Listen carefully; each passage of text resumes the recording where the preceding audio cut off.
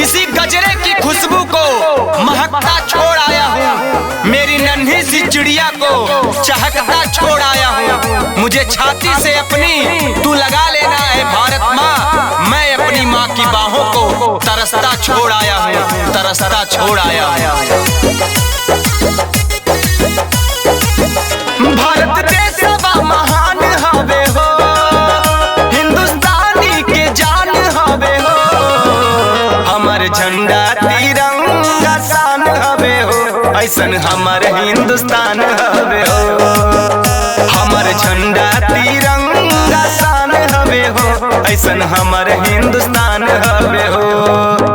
धर्म के हो खेला गुणगान हवे हो, प्यार के हो रसपान हवे हो। हमर झंडा तिरंगा शान हवे हो, ऐसन हमर हिंदुस्तान हवे हो।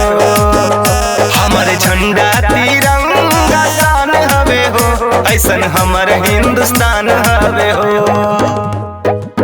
कभी ठिठुरती ठंड में 2 पल बिता के देख लेना, कभी तपती धूप में 2 कदम चल के देख लेना। और इतने सितम सहकर भी कैसे होती है हिफाजत देश की, कभी सरहद पर जाकर देख लेना, कभी सरहद पर जाकर देख लेना। गांव के मड़ैया पे कागा यहाँ बोले, कोयल के कूक से पवन बोला के डोले। कोयल के कूक से पवन बोला के डोले। बसंती बयार बहे सरसों फुलाए, ननका लइकवा जब पढ़े खातिर जाए। ऐसन गौआ के मान हवे हो, बुढ़बो दादा के समान हवे हो। हमर झंडा तिरंगा शान हवे हो, ऐसन हमर हिंदुस्तान हवे हो। हमर झंडा तिरंगा शान हवे हो, ऐसन हमर हिंदुस्तान हवे हो। इतनी सी बात हवाओं को बताए रखना, रोशनी होगी चिरागों को जलाए रखना।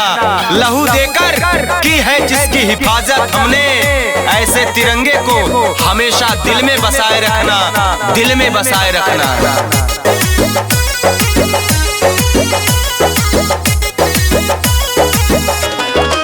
घर परिवार से घरवा रहे जगमगाए, बड़ा निक लागे जब होली दिवाली आई।